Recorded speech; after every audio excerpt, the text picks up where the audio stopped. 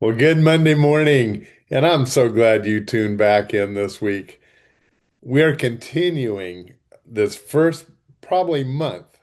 This is our fourth week on amazing encounters with God. But we're turning a corner this week. I don't think I'm gonna share any more stories personally of where I've seen God work, though I could keep going. And I think you could too. And let me just reiterate, if you'd like to share one of your times that you saw God work, perhaps in bringing you to Him or in answering a prayer, please just drop us a note. I would love to arrange a Zoom call. You're going to see some of those this week, and because I want others to have the opportunity to share what the Lord has done in their lives, and they saw Him work. And you know what? It's just like the wind. You can't see the wind, but if the leaves are moving, you know there's wind, don't you? Well, when the Lord moves, you might not see him, but you see his effect and what he does. And that's certainly, again this week, is going to be the case in every day where you've seen God do amazing things. That is true of today, and today we're going to look at an eyewitness account of what God did in and through Jesus. Now remember, when we read the Bible, it's just as true as when much, probably more true than when I tell a story. These are people who were there. They're telling what they saw. It's true. And the one we're going to look at today from Luke chapter 9 I think it's one of the most amazing encounters with God in the Bible. It's just awesome what happens. So I'll tell you in just a moment. But that these are actually again just personal stories being told 2,000 years ago. They happened as much as right now. Now, why did God do amazing things and have them recorded in His Word, the Bible? Well, there's several reasons, and especially when Jesus was there. When Jesus was there, He was God Himself. So everything He did was an encounter with God. And because of that, it's easy. He did 35 major miracles. 35. Why? And why were those ones recorded? Because he probably did who knows how many hundreds. Well, it says he healed all who came to him in various places. That's that's God reaching down and doing a miracle many, many times over. Why are certain ones recorded and so on? It's never by chance.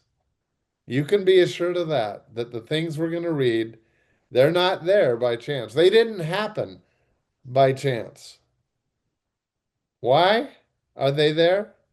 Well, one, to show that Jesus was God himself. The Bible tells us that the miracles are one of the things that prove he was God come in the flesh. Sometimes they're recorded for life lessons for you and I, for those who come after. And that's why when we study the Bible, as we're going to do right now, I'm going to read you a passage. There's something in it for to impact our life. And sometimes they're in there just to reveal truth. And that also is the case of the passage that we're going to read right now. Now, the one we're going to read is called the Transfiguration. When I say that, does that ring the bell with you that you know what I'm about to read? Well, for me, this is one of the most amazing things in the Bible. It's an event that is not repeated, uh, and yet, so why? Why is this one there in the Bible? Let me read it for you. Luke chapter 9 at verse 28. And it says, about 8 days later, Jesus took Peter, John, and James up to a mountain to pray. And as he was praying, the appearance of his face was transformed. That's why it's called the Transfiguration. His face was transformed and his clothes became dazzling white.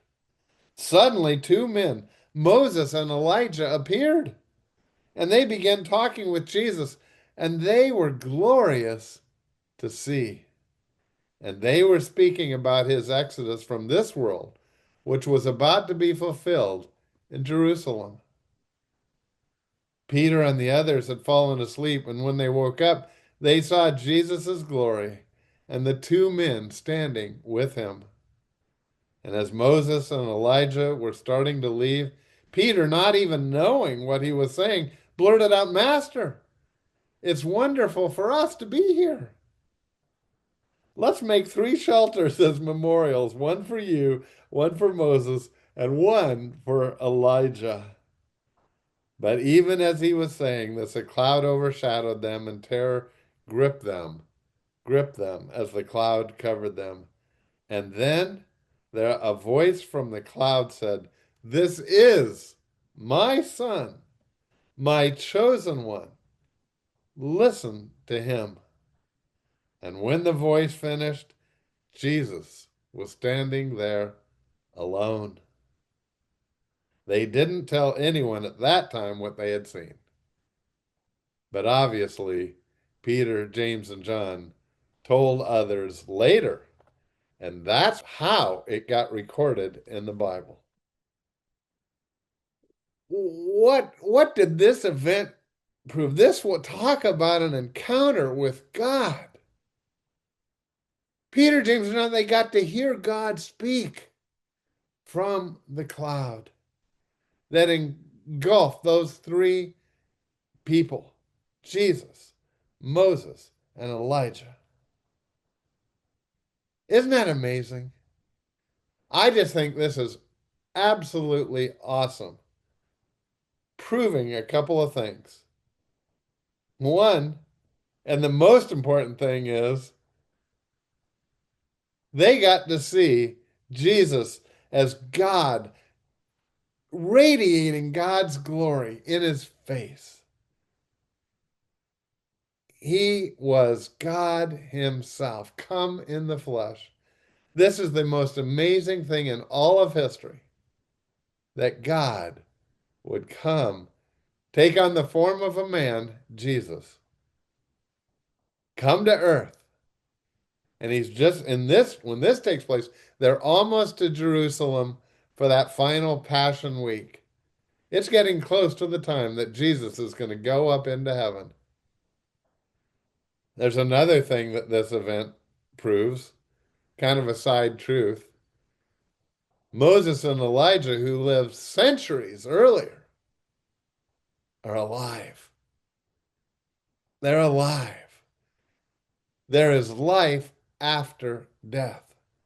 Their spirit did not die. And they had a form of a body that was seen on that mountain on that day by Peter, James, and John. Three eyewitnesses. Just one more proof that when we place our faith in God through Jesus, the Bible promises eternal life. And this is one time that people here were allowed to see people alive and well that had gone before. And so there's that aspect of the Transfiguration also. Wow. More exciting news like this tomorrow. I hope to see you then. Bye for now.